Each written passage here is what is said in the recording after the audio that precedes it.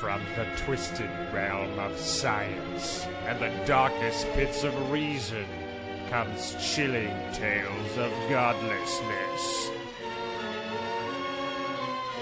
Bear witness to the unfathomable terror that is the Good Atheist. You're always in such a rush to get to the topic, so you don't want to kind of flesh it out, ask me how I'm doing, how's my day? That's a good point. That's a good point. Anyways, moving on to... It's all good. I just wanted to point out. You know? You gave me a good opportunity to just kind of like bitch slap you. So how are you doing, Ryan? Yeah. Hey, I wanted to ask you something sort of like podcast related. Now, a couple of days ago, you sent out a thing on Twitter because you've been looking for other atheist podcasts. I'm connected to the Twitter sphere, man. If you want to know which of us to talk to on Twitter, talk to me because I am all up in that shizazz. I'm trying slowly, but I'm more like one of those people who accidentally retweets twice or something like that. It's a fucking mess. I mean, I'm getting it, but at the same time, I'm not getting it. Here's the deal. You don't really get it, like quote-unquote get it, until you've hit what I like to call terminal Twitter velocity, which is where you hit the point where you have enough people following you and you're following enough people that it really becomes this, tweets popping up, things happening, you're asking questions, you're getting answers. All of a sudden it becomes this like you are part of the Borg and you're able to get this information from the masses. And it's one of the questions that I asked because I was like, okay, our radio show is doing pretty good, but I'd like to hear some of the competition and see how it is because contrary to, I don't know if it's popular belief or anything, we don't listen to anything else. No other podcast. No. We're not even podcast people, really. No, we're not. I mean, the whole reason we actually started a podcast is just because, everybody else seemed to be doing it. And we like to think that we are, we follow trends. I mean, hello, Twitter. I mean, that's a fucking trend. We try everything, and I mean everything. Wait a minute. No, we don't. Anyways... So you sent out a tweet asking people sort of like, what's a good atheist podcast, right? The only answer I got, the Good Atheist podcast. And I'm like, geez. It was so funny because there's this one guy who responded who was actually on my Twitter feed. And I saw him suggest that to you, and I went on to him and I said, you realize that the Ryan Harkness in Jacob Forte and Ryan Harkness is Fight Liquor, right? I'm like, you are aware that you told the very co-host of Good Atheist that he should listen to the Good Atheist. I mean, that just seems kind of funny. People don't know. I'm under the radar, and I hash marked it for the atheism crowd. So yeah, that's fair enough. But even in the MMA crowd, I could say that I'm kind of like similar. That I'm somewhat invisible since I don't really usually write that much on it. But I try to make myself as visible as possible. We are nowhere near that big of celebrities at all. What are you talking about? We're huge. But yeah, in Paraguay. I took a listen around. I tried to listen to a couple of shows. I'm not going to say too much because, I was raised... if you can't say anything nice, don't say anything at all? Yeah, pretty much. I mean, here's the whole thing. I like the vibe that a lot of people had, but it was very clear. Like, you go onto iTunes, and they're listed as educational shows, and we are listed as a comedy show. And all of a sudden, I'm like, okay, I get the difference now, and I understand why people are like, this is such a great show for that. I'm like, yeah, because we don't spend 10 minutes talking about how our computer isn't working properly, or we just spend it on how we love tweets. We do. We love tweets. At least I'm starting to love it, but I mean, you're crazy. I'm crazy about it. Yeah, you're crazy. I think you just like being connected so deeply. And I think, too... I like being connected to people who are nice, because the thing about tweeting is that everybody is still being really nice about it. It's not like a forum where... So assholes haven't taken over Twitter? Exactly. Twitter? And once assholes do, it's going to be a nightmare, because there's no way to ignore people tweeting at you. And I don't know how celebrities do it, because I got to figure they're already getting shit. I don't even think that they read the who's tweeting them. Well, that's the whole thing. That's the whole thing with tweeting and Twittering is don't bother following anybody who doesn't interact with the people, because lots of celebrities think that it's all about tweeting, tweeting what they want to tweet about. But the truth of the matter is, it's just another step in that internet phenomena where we get to communicate with back, you know? Yeah, well, that's what I use it for. I mean, I don't have a huge list of people that I follow and that kind of stuff. Typically, the people that do are the ones that either talk to me quite a bit or ask me questions, that kind of stuff. I'm like, if you do that and you go on Twitter and you try to talk to me, I mean, odds are, like, I'm going to talk back. But I try once in a while to kind of like tweet people to kind of test the waters, And generally, I've always found that it's probably because you're a boring tweeter. Maybe. You're terrible at tweeting. I don't even know. I mean, I'll just write anything that comes in my mind. I'm still trying to figure that shit out. Okay, let's talk about what happened very recently with Dr. George Tiller, who unfortunately was murdered today, shot when he went to church. And if you're wondering what the doctor in his name is for, is because he's an abortion doctor, and he had a clinic.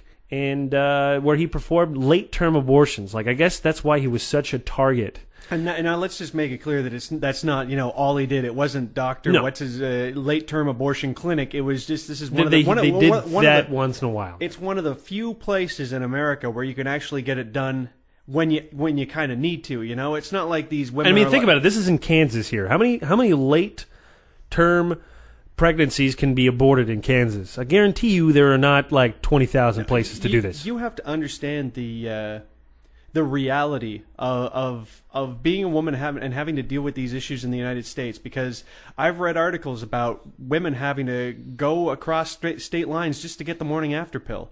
So it's a difficult situation when you need to do something like this because of even if it's a doctor basically saying you need to abort this baby now because it could possibly kill you. You're going to have to go find a place like this doctor's in order to get treated because nobody else will help you. Yeah, well, get this. I mean, one of the things that he was being investigated on, Tiller, well, not investigated, but there was a number of there was quite a great deal of controversy because apparently, if a woman goes in to have a late-term abortion, she has to have like another physician that basically approves of it. But with a lot of these women, they have to cross state lines, or they can't find another doctor that's going to say like, yes, this is dangerous, because a lot of these doctors are like, abortion is wrong. So a lot of doctors don't want to get murdered. Yeah, well, like, who fucking can blame them? And here's the thing. I was reading about Operation Rescue, which is basically an anti-abortion group that is based in Kansas. They used to be based in California, and in 2002 they moved their headquarters over to Kansas to deal specifically with Dr. George Tiller because he's a high-profile abortionist. It's like in Kansas there are not too many high-profile guys. This guy was one of these dudes, and the official fucking motto of these guys was, what was it? That abortion is murder, treated as such.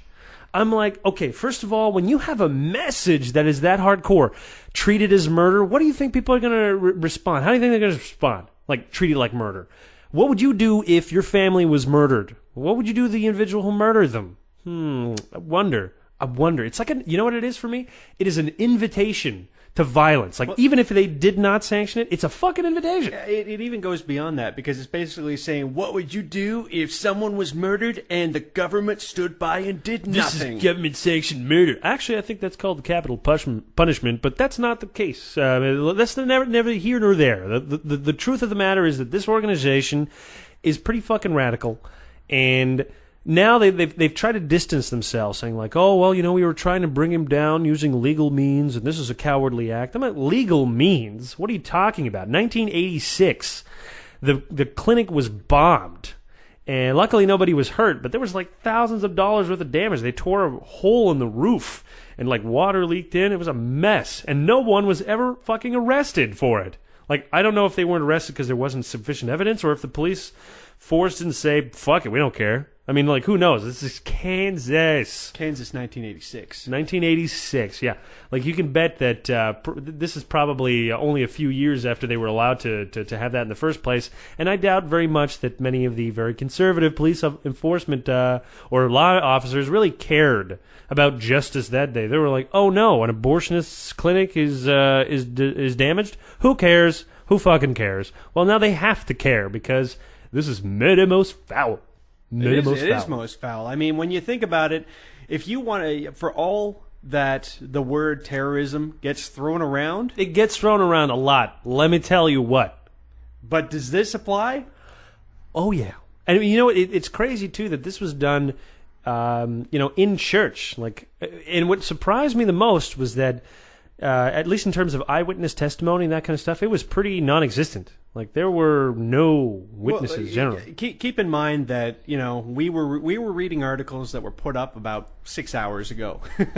Yes, that's true, and the facts are not out. I mean, who knows? It could be just a crazy guy that Tiller owed money to, but I don't think so. No, it's obviously not that. It is pretty hardcore though that he was killed in church. I mean, I don't know if you would consider. I mean, this is the hook for the story. If you want to look at what everybody is focusing on, it's the fact that this guy here was murdered in church. I think shot it makes down. the most sense. I mean, check this out. The guy who kills him obviously is probably going to feel as though God told him to do it. So he's like, why not do it in God's house? God told me to do it, and I'm doing God's work. So why not do God's work in God's church? And he must have felt that the guy showing up in church was some kind of great insult to him and his religion. He's like, you're a murderer, and you show up to church and try to get redemption? You're fucking dead, bastard. I think that's kind of like the mentality of these guys. You have to remember, these are simpletons here that just basically have a very literal approach to kind of how they, if they think about the Bible and morality, they're like, he's a baby murderer, and I'm going to murder him. I'm like, they have a very, very, this is a very simple code here. I'm not going to say that the people are overall simple, but I will say that they've basically their brains have been hijacked, and they've basically put this idea that there is nothing worse than abortion, and that anybody doing abortions needs to be aborted. I really feel as though abortion groups in general are really frightening entities because, I mean, first of all, they're not bound by any rules of conduct. If they show you pictures of aborted fetuses and stuff like that, they're not obliged to give a balanced look and approach to abortion. They have no need to do that. They will present the most horrific and graphic examples of it. And in a sense, it's pretty. Not only is it disgusting. I mean, it really is quite gross to do that, but it's inherently meant to kind of have a certain shock value. And they don't even think about how the externalities, the result of this kind of false information, right? Imagine that you have false information regarding abortion, but you are about to give birth to a baby and your life is in danger, right? You see these kinds of ads, you think to yourself, oh, God, I'm going to be a murderer. And you're not going to go ahead and do it. And that was a giant mistake. Because, unlike what these guys are telling you, not all pregnancies are wonderful, beautiful, life-changing things. Sometimes it can be life-ending things. And sometimes, you don't always get that kind of very close connection with your baby. If you were raped and you have a child, you may have problems kind of associating and emotionally connecting with a child that is the result of a rape. Never mind the fact that if you are, say, a young pregnant person, everybody will take care of you right up to the point where you have the kid, and then after that, you're pretty much on your own. But this group also, one of the things that I thought was pretty insidious is I was reading on their wiki page that apparently they went over and they started gobbling up these I don't want to say buildings or whatever, but this real estate that was basically owned by family planning institutions in order to shut them down. Oh, so basically the buildings that the family planning places rented from were bought by this organization and they were evicted. That's correct. Wow. Yeah, they're pretty hardcore about that shit. They are very organized. These are not the kind of guys that just show up in pickets and that kind of stuff. No. These guys are smart. They're like, okay, let's kick these Planned Parenthood people out of here, and without that, what do you have? Nothing. See, here's the deal. This is why I want to always caution when we talk on this radio show and we say, "Oh, these people are dumb and they're idiots." They are better organized than us, and they're not kicking our ass, but bad things are happening all the time. Well, look, they're extremely well funded. Okay, conservative individuals typically have quite a bit of money. Okay, and they're willing to put a lot of that money into these kinds of institutions, organizations. Look, most of you guys listening, you are patrons of the show. You are contributing at least some money to an atheist organization and an atheist cause. But I mean, at the end of the day, there's like, 70 of you? And although those are great numbers, I mean, it is nothing compared to how much Christian people are willing to spend in terms of, in terms of spreading their faith. I mean, consider the fact that, I don't know if you heard this, but a couple of months ago, there was this huge controversy in Afghanistan over the fact that the military was distributing Bibles in Afghanistan. They got in a lot of trouble. Why would they ever even try to do this? Because the thing that you have to understand is that the Army is becoming an evangelical institution in the United States. If you're not a sort of like a born again or evangelical in the Army, you are going to have a tough time. Like, there is a strong, religious revival movement that's going on in the military. How scary is that? Like, that's how organized they are. They are providing Bibles. They are trying literally to convert Afghans into Christians. And obviously over there, everyone is going apeshit because there was supposed to be a wall. Like, you're not here to proselytize, but apparently they are. Whoops! And this is just the kind of stuff we let them get away with. Because then all of a sudden, even hear about it. I don't even hear about it. Well, we hear about it, but then the Army's like, well, we didn't do that. And then later what they did is they essentially destroyed all those Bibles. But how'd they get there in the first place? You think it was just a fucking coincidence? No, obviously it was not. There is a huge contingency within the Army that's religious. And that's just really, really scary, man. Really, really, really scary. That's how organized they are. So, thanks, guys, for providing and allowing us to exist. Just remember, though, for every one of you, there's like 2,000 crazy religious people that have deeper pockets than you that are just putting it towards these kinds of institutions and organizations. Of course they have a lot of power. Of course. They have a lot of money. And we don't. We're poor. We are poor. We are poor. I wanted to move on, and I wanted to talk about Oprah. And this is because Oprah is often in the news, but there was a recent article in Newsweek, Newsweek about lots of the stuff that Oprah does that is essentially... How can I describe this? What's quackery? Yeah, quackery is the word I used before, and I'll stick to it because it is. It is literally like, I mean, it's like special tonics from the 1800s. It's quackery on that level. Complete quackery. It's snake oil quackery, and well, that's not so much snake oil because she's not. I don't know how much. I mean, obviously she profits because of the fact that. It's on her show, but it's not like she's personally selling these things. Basically, she throws out these the shout outs for different products and stupid ideas, and those people profit off of it. And she still does directly profit from it. Here's a classic example: Jenny McCarthy. Okay, this you may remember her as a Playboy model / terrible actress who was in a very terrible movie. What was it called again? I don't know, some gross movie. It doesn't even matter. Jenny McCarthy is nowhere near relevant enough to remember the name of her movie. No, for anybody to give a shit about anything she is up to at all. She's an idiot. Anyways, Jenny McCarthy is one of the main spokesperson against the MMR vaccine. We've talked about this in the past, about how people think... That's measles, mumps, and... Oh, Jesus Christ. I got the first two, though. We got to get the third. Why did you have to bring this up? I don't know what the R is. Let's make it up. Retinal cancer. Doesn't sound pleasant at all. Give me that shot. I'll take my risks. You'll take it. Okay. So... Basically, the Jenny McCarthy has an autistic son, which she believes that his autism was caused by the MMR vaccine. Now, there was an article written way back, I think it was the 1990s, in The Lancet, which is a British medical journal, that said that there may be a link between some of the preservatives they used in the vaccine and autism. But since then, every person who's written that article has retracted that statement, and The Lancet released another article or editorial saying that it was pretty much bullshit. Like, there were no correlations whatsoever in causation. I mean, forget about it. But it didn't stop people from actually believing it. And the thing is, when you give your child a vaccine, usually around age 2, this is when the symptoms of autism begin. So the only correlation is the time that most of these things occur in, right? They get a vaccine, and then a couple weeks later, boom, autism. Well, it wasn't because of the vaccine, but you just get the vaccine Well, when it's you're not around even the a couple age where weeks you're later, or it's like just around that general time, Around over that the coming time. months after you get the shot. All of a sudden, we realize that kid had autism, and it's obviously because of the shot. Is their It argument? has to be the only thing, because we didn't do anything else medically related since that time. And people like Jenny McCarthy, who were uneducated actors, is it a surprise? Uneducated actors. These two words come together. Anyways, Jenny McCarthy has decided that she's going to make it her life's crusade to discourage mothers from actually giving vaccines to their children.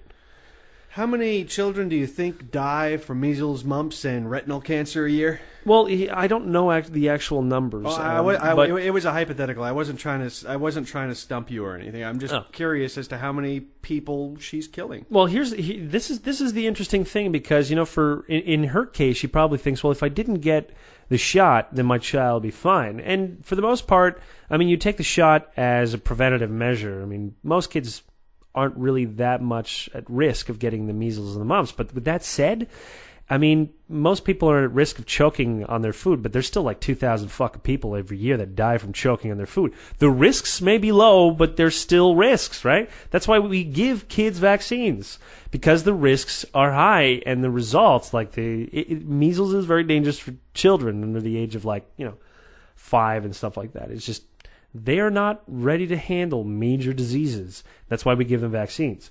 We don't give them to, past that, because it's just generally, it won't kill you until you're an adult. Oddly enough, when you're a kid, past the age of 5 or 6, you're pretty tough. Like, it's difficult to knock you down. Well, but until then, there's a whole bunch of diseases that only knock off the very young and the very old. Yep. That's why we give those people vaccines. But, the Newsweek article basically kind of tore Oprah a new one, because the way that she profits directly is that she's starting her own TV station, and she's having Jenny McCarthy, she's allowing her to have her own show. So, yes, she is actually directly profiting from the kind of bunk that she talks about. I mean, every guy that's been on her show that has TV deals and stuff like that, like, say, Dr. Phil is a classic example. Does Oprah profit from Dr. Phil?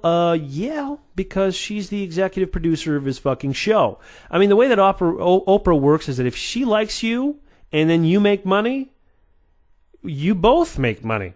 And that's just how Oprah is. I just really wish that she was more about, like, skepticism and stuff, because then we would be set. Oh, God, yeah. I mean, could you imagine if she was like that, she wouldn't be very popular, right? Her audience, her target audience, is women that are in their 30s, 40s, and 50s, are poorly educated, and generally have a lot of, troubles in life. You know what? I don't know about, again, I'm going to say that whole poorly educated thing, just to kind of soften the blow, I'm going to step back on that. I'm going to say that these people are Look, I'm not calling them the word stupid. Credulous, or is it? Yeah, no, credulous is good. Then they're not credulous. No, they are credulous. Credulous is credulous. Incredulous means that it's not easy to convince you of bunkery. Okay, well there you go. So they're credulous. They're very credulous, and I mean, my mom is one of the many. Okay, but let's be fair and honest here. What degree of education does your mother have? She a university graduate? I don't think so. No. Okay. Look, I you know that a university graduate. I am not. I'm a college graduate. But okay. With that said, would you describe me as uneducated? Would anybody listening to the show describe me as uneducated? Look, I'm not saying uneducated means stupid. I'm just saying that you haven't read a lot of great books in your life. You probably read, Harlequin romances and stuff like that. I mean, you may be educated about, all kinds of things, but your credulity is due entirely to the fact that you are not a skeptic. You may be unaware of how natural phenomenon occur. You may not know all kinds of things, but that doesn't mean you can't know. It's just that you don't. And you get most of your information from Oprah. Yeah. So if Oprah is your source, if you are unable to debunk whatever Oprah says, you classify as an uneducated person, because for the most part, Oprah is uneducated. She cannot tell the difference between fucking quackery and the real deal. Like, even the people that she has on her show, even experts, like credible experts, they will remain silent whenever Oprah has a guest that is completely and utterly wrong, because here's the thing, you do not bite the fucking hand that feeds you. And Oprah will feed you so long as you play by her game. And her game is this feel-good bullshit that everybody believes in. Now, it doesn't just go. It isn't just the Jenny McCarthy thing. I'm going to read to you guys a couple selected the news. Some selected quotes. Yeah, the Newsweek article is hella long. Like, I'm actually thinking, is this going to be the cover story on tomorrow's issue? Because it was long enough that I would figure it's like a 5-page spread It's a beast. in Newsweek. But anyways, I'm going to put up the link on the show so you guys can read it because it's actually a great article. But yeah, a couple selected other crazy people that she has on. Suzanne Summers, who believes that injecting with a needle synthetic estrogen into your vagina will help you stay young. Don't forget the fact that she takes over 60 supplements a day. 60 supplements. She does all sorts of insane things. She's quite nuts. She's a dangerously insane human being. Then you have Christiane Northrup, who advises people not to get the HPV shot. Now, that's the genital wart shot, because for those of you that don't know, genital warts for guys is just an ugly, nasty thing. It ain't no biggie. But genital warts for girls means cervix cancer. Yeah, it's pretty serious.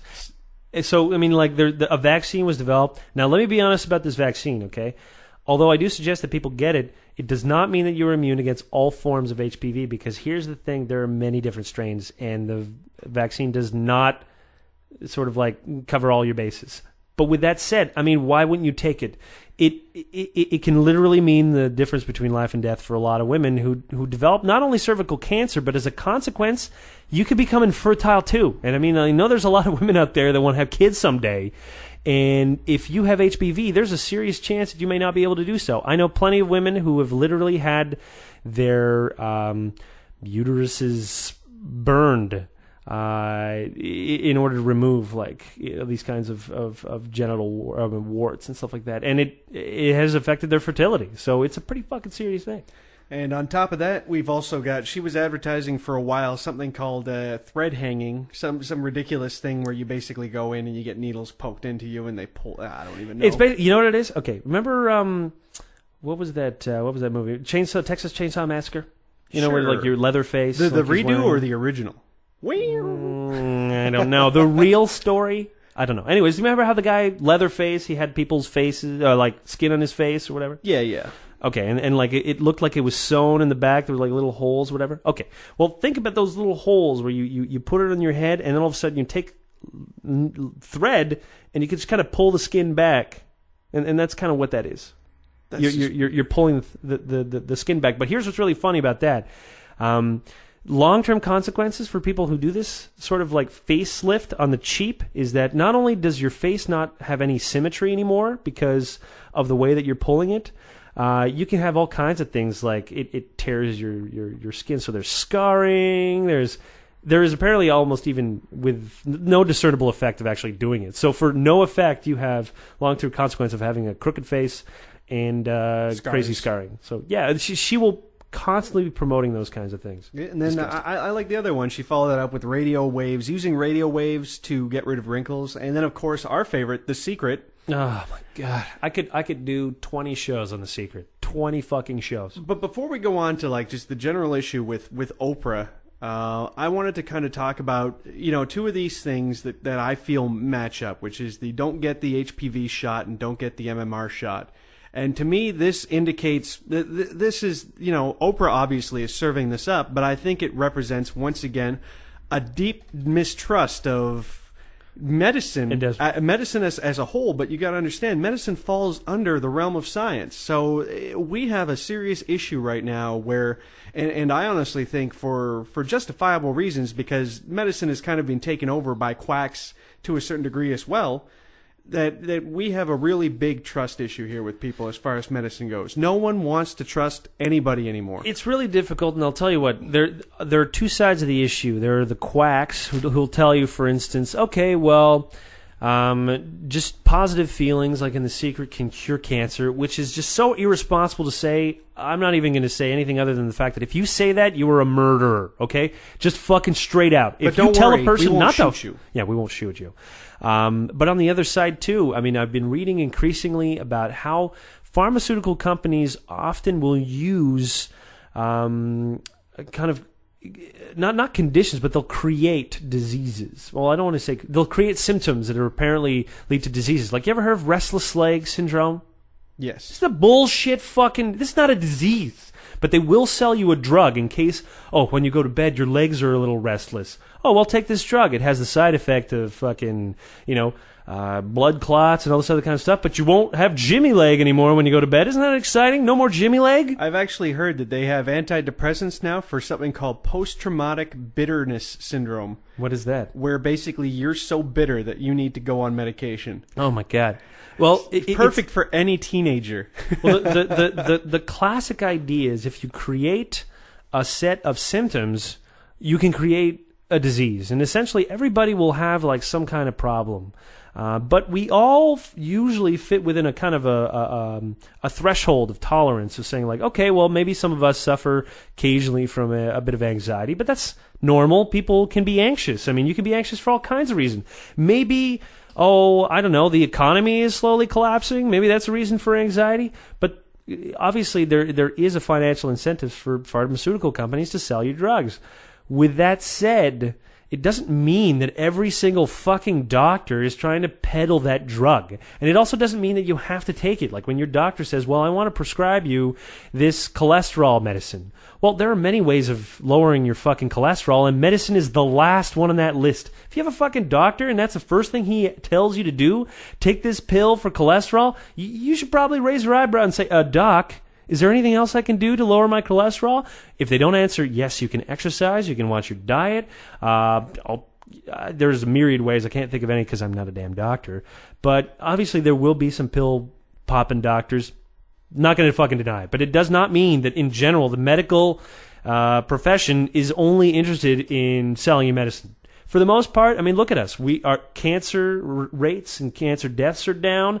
All kinds of like diseases are getting their asses kicked, and it's largely thanks to medical science. So to suddenly fucking turn around and say, someone's making money, so I can't trust anything anyone says because money's involved. I mean, you're an idiot. You're an idiot. You need to fucking get off this bullshit bandwagon that you can cure everything from positive thoughts, enemas, and tarot cards. Who was it that was saying that she was... Christiane Northrup. Not only did she talk about not getting your daughters the HPV shot, she also said that eating healthy will protect you from genital warts. And that tarot cards helped her diagnose her illnesses. Oh, my God. Now, I come from a family, like my mom and my sister, my older sister, they did the whole tarot thing. I mean, they had a person that taught them how to read tarot, because obviously when you're reading a bunch of cards, you need to make, I don't know, very broad assumptions about people. You're not so much reading the cards as you're reading the person. It's called cold reading. But in any case, I know very well the kind of, I don't want to say impact, but the reaction many women have towards these kinds of fanciful, ridiculous, quack bullshit. Like they love it. They love it. And I, for the life of me, do not understand why. I've tried to understand. I want to put a call out there to all you female listeners. Can you explain to me the attraction to tarot and all this other bullshit? Like, please. I don't think we're going to have any of our female listeners. These are probably the women, the last people you want to ask to do, because they don't believe it. It's like, you know what? The best that you can get from them might be, why do you find horoscopes so interesting? But I think that's probably the extent of anything. Well, even my girlfriend will say that she finds it interesting. Most of them say they find it amusing, saying like, oh, well, I just like to read what somebody's going to say about my day, and hopefully it'll kind of be fun, or say like, you're going to find a new love and will cheer me up. I just think it's stupid. It is so stupid. I mean, you know what? Every magazine will have a section about astrology, but not what, 1/1000th of them will have a section on anything that is science. But they'll have plenty to say about what some moron basically just cooked up in their own heads, and there's not even any consistency there. Your first thought would be like, if at least it's based on something, then they can have some consistency. Like, oh, well, if Mars is at a particular alignment, some doofus is going to tell you that you're going to have your money situation is going to get better. But there's no consistency. You would expect that with shit that people make up. And wow, lo and behold, do you think that people make up astrology? Well, of course, everybody agrees it's for entertainment purposes only, Jacob. I fucking hate that so much. I hate that explanation. Like, somehow this justifies us having a retarded piece of crap in all magazines. It is just, I can't even bring up the words to describe just how pathetic astrology is. It is one of those remnants that we still have. I mean, this is as old as Babylon, for fuck's sakes. And we still can't get rid of that. People still like it. And people still believe. That's a crazy thing, too. Sure, some people will say it's entertaining. Some people literally believe that. People will say it's... trust me on this. I have talked to girls who try to guess my sign and then are literally disappointed when they get it wrong. And you're just like, come on now. Oh, yeah, I actually had a date. Did I ever tell you about that? I had a date with a girl who, I don't know, we were having some kind of argument. And then she's like, oh, it's just like a Pisces to say that. I didn't even know where to go with that. I was just like, listen, I got to get out of here. But that was the end of that date. But let's get back to your family rant, because I feel like you were going somewhere. Okay, well, the thing I was trying to say was actually that I remember that there was a particular time where my sister was trying to uncover truths about herself and the world, basically through tarot. Like, she was just trying to figure out, like, where do I fit into this world? Can this be a tool to tell me something about myself? And I think that generally that's kind of like what that's the purpose of it, because I think that to many women, they are their own greatest mystery. Like, they don't know enough about themselves, and they figure, how can I know more about me? Well, here's a person who says that I'm going to have all these qualities based on when I was born. So that's, I mean, it's probably a lot more of a safe bet in terms of trying to figure yourself out than nothing, I guess. I mean, you either have no way of understanding yourself or a really, really poor way. What would you want? Which one would you select if you didn't know anything about yourself? So you might select, well, if I at least understand what my sign is, I might know things about me. Ooh, I'm supposed to be creative or blah, blah, blah. And I'm like, don't trust a fucking thing that was just invented by a guy 2,000 years ago. Ptolemy was just full of shit, okay? He was just some Greek dude who just made shit up, okay? It's all crap. It's bullshit. Can't you see it? I beg of you. See the light. So, the Ptolemy guy, right? Ptolemy. Ptolemy? I don't know if you pronounce the P, but it's spelled PT. So how the fuck do you pronounce that shit? Ptolemy. You got to make a bit of a spitting noise. Ptolemy. It's tricky. Those Greeks and the Africans with their names. I don't know how many Greeks have this sort of like sound in their names, but it's a bit kind of a confusing. But let's talk some more about the modern Ptolemy.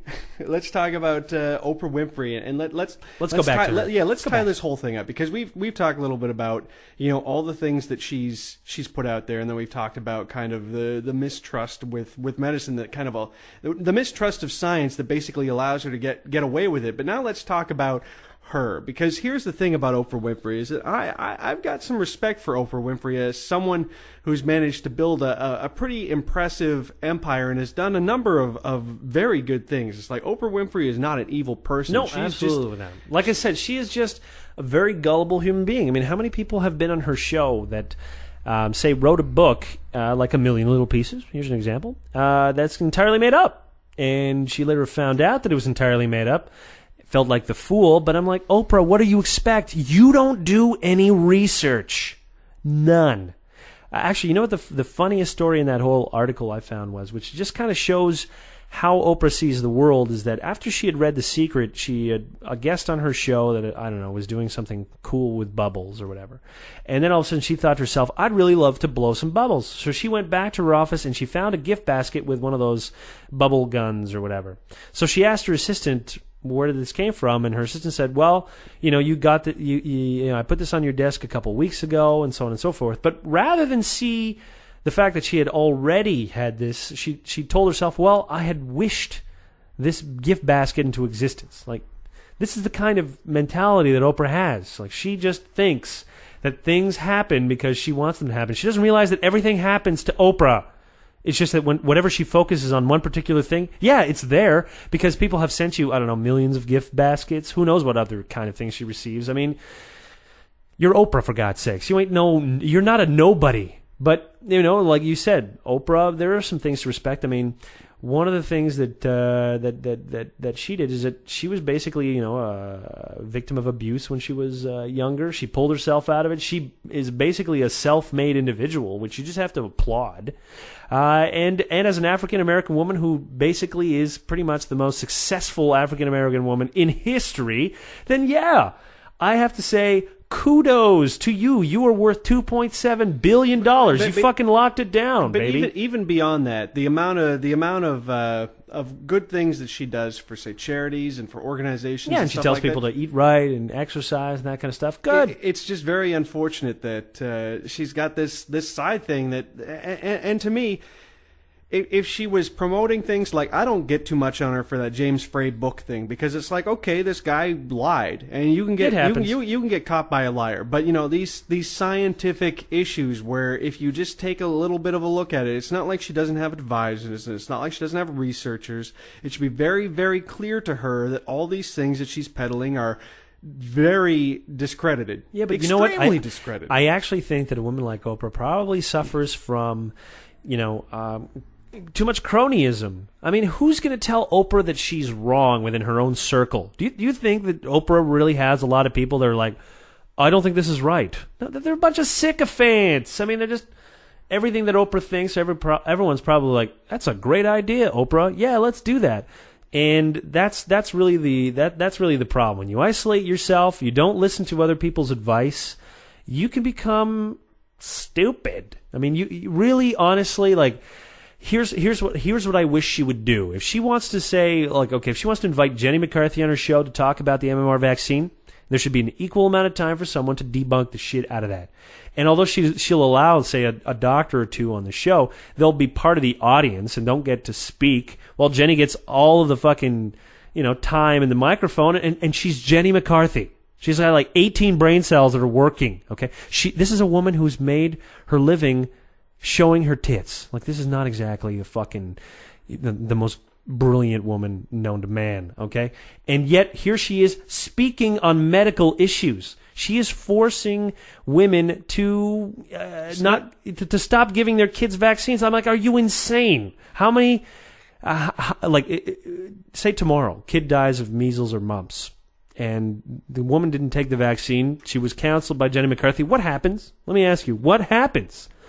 Well, we had that one situation. There was the one case where someone wrote Oprah and said basically, I'm stopping my cancer treatment and I'm going to put all my thoughts into making the secret work for curing my cancer. Yeah, she actually she took the initiative of bringing the person onto her show and telling her, listen, you should listen to your doctor. Don't do that. Don't do that. But at the same time, like, Oprah, don't you think it's kind of weird that you were telling them on one side, trust everything that the secret says, and the other side, don't? I mean, how are people supposed to discern between one fact and another? If the secret is real, then yeah, you should just wish yourself healthy. Guess what that means? It means the secret ain't real. Can't believe I said that. It's just burst everyone's bubble. Well, figure this. I mean, you said it yourself before we started recording the show. This chick wrote a letter to Oprah and was brought in.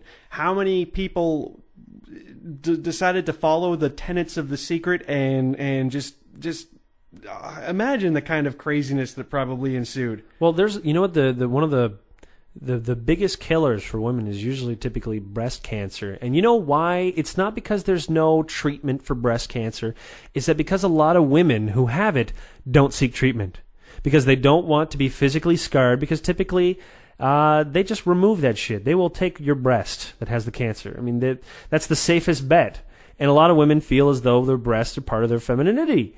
So a lot of them choose this sort of naturopathic bullshit, and a lot of women die every year because they do not listen to the advice of their doctors. Now, something like The Secret is another perfect example of the gullibility of these types of women.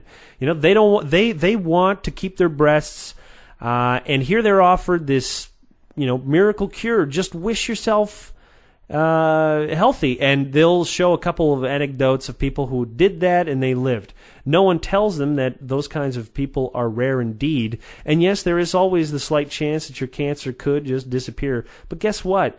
That is not the majority. How do you cure cancer? You either get rid of it or aggressive fucking chemotherapy and radiation. These are the classic cures. You follow this, you have what, a 90% chance of survival? You don't do it and you have like a 2% chance of survival. Like you don't want to do that. But of course, like a lot of people don't want to offend others and saying, well, this is not a good treatment. We take that whole fucking... what's the rule I'm looking for? Everybody's opinion is valid. Yeah, exactly. It's relative kind of like attitude about science and medicine is like, well, maybe these guys are correct, and medical science can't explain everything, so obviously that means that our bullshit is true. And I'm like, no, although it doesn't explain everything, that probably means that your stuff is even less true because it's based on nothing. Well, here's the deal. If any of these things actually worked, there would be proof that they worked, empirical scientific proof that they worked, and then all of a sudden, guess what? Science would back it. Oh, crazy my concept. God. I know, and it doesn't even matter if they don't understand why. I've read so many examples where the scientists are basically like, this we did this, and this is the result. We don't understand why yet, but here you go. Yeah. Apparently there's a correlation. Like, chew gum and it reduces gingivitis. We don't know why, but it just does. And then at the end of the day, you have to say, okay, well, we can't always explain everything, but we can show causation or correlation. And usually you want to show causation, but at least the first part is you want to see, is there a correlation between people who do this kind of treatment and, say, survival? And there is no correlation between people who read The Secret and individuals who survive breast cancer by wishful thinking. None. Surprisingly, none.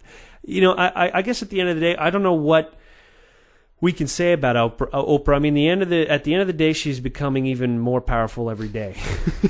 She's going to soon have her own TV station, and I don't even want to know what kind of fucking bunk is going to result from that. I'm saying, actually, I'm going to say this. Our fight against quackery is about to get a lot harder because Oprah backs that shit up a lot. And, I mean, she's not the only one. Look in Great Britain. With homeopathy. This is another example. I mean, homeopathy in Britain is huge. You can get it, like the government funds that stuff.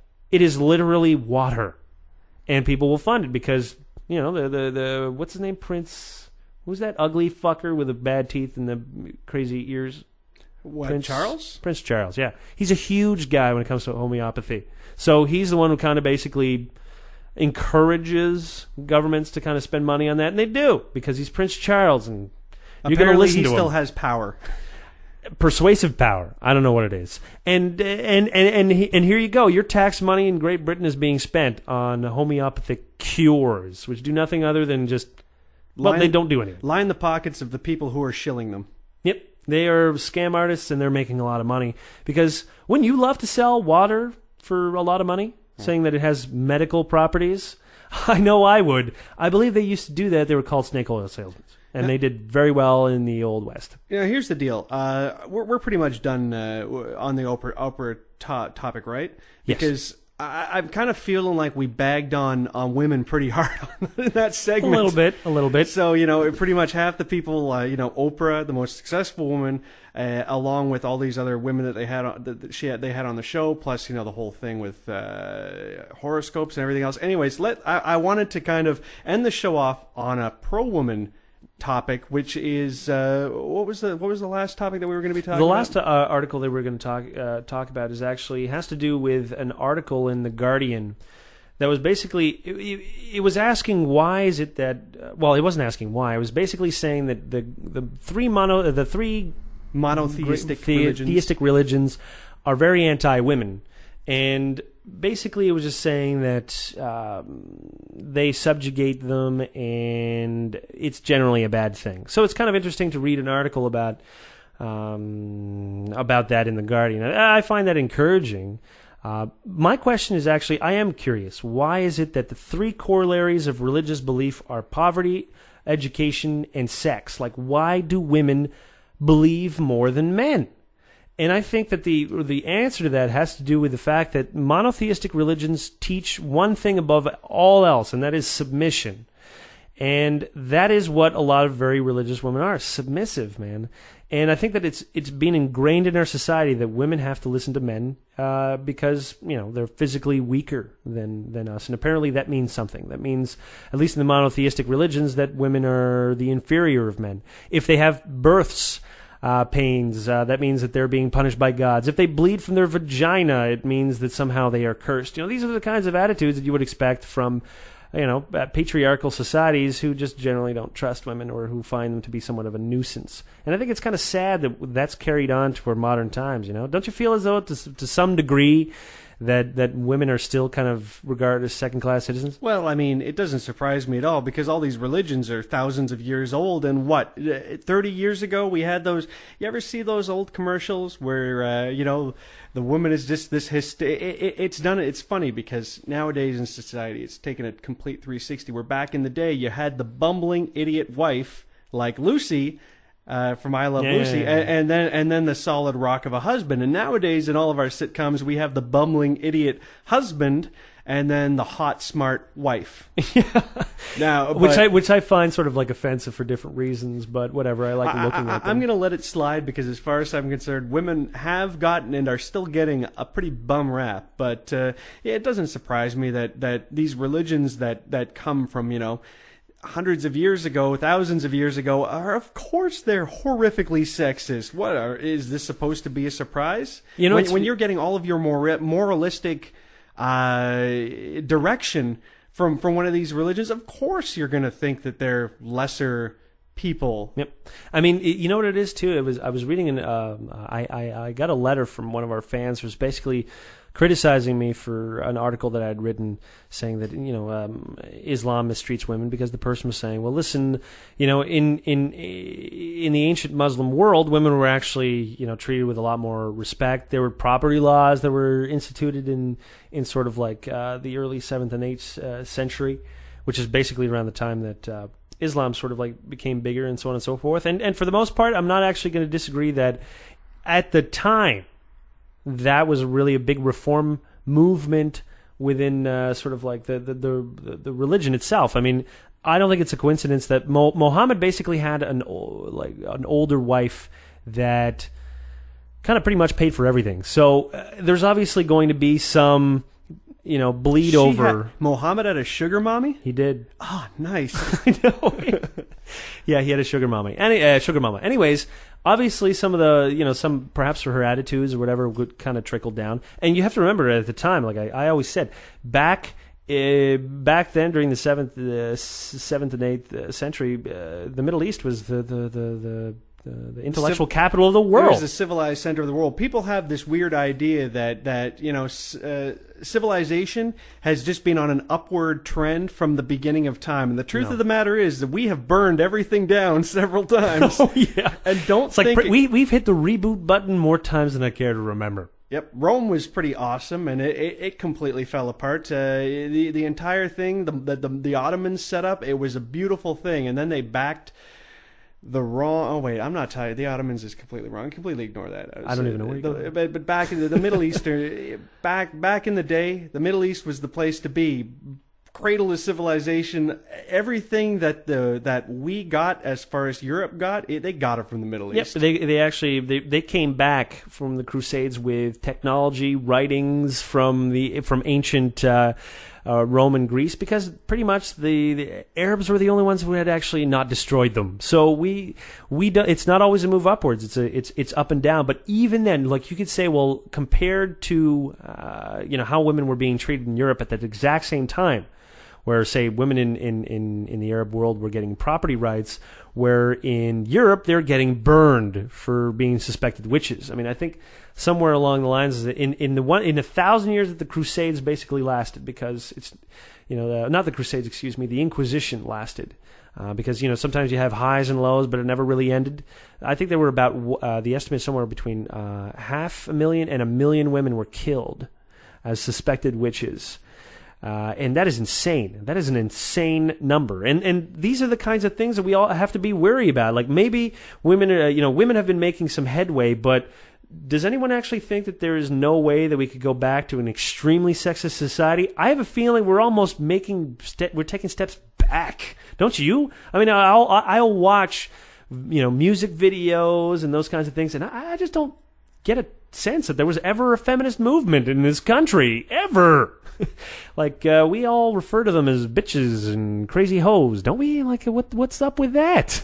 They're supposed to be our other half, our tender side, and yet we treat them so poorly. Well, they're supposed to be people. Above and beyond everything else, they're supposed to be people.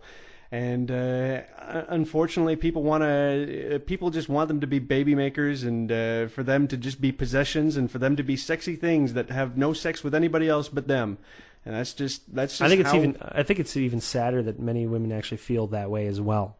Like that's ultimately kind of the sticky wicket in this whole thing. We've talked about it before. We had a fan email us, and we had a fun time talking about it. The whole issue of we're basically monkeys, we're basically animals, and it's like sometimes you got to remember that people's general mind frame sometimes sinks back to that very basic: I am man, you are woman. Behave, follow my law. And it's just. That's just how we as monkeys are wired. I think the best way to kind of look at it is that women are your mothers and sisters, and that's all you really need to know. And once you realize that, you're like, perhaps I should not treat them like shit. But then who do we have sex with? Oh, God. I never thought of it that way. Okay, With that, let us wrap up the show. We'll catch everyone Friday.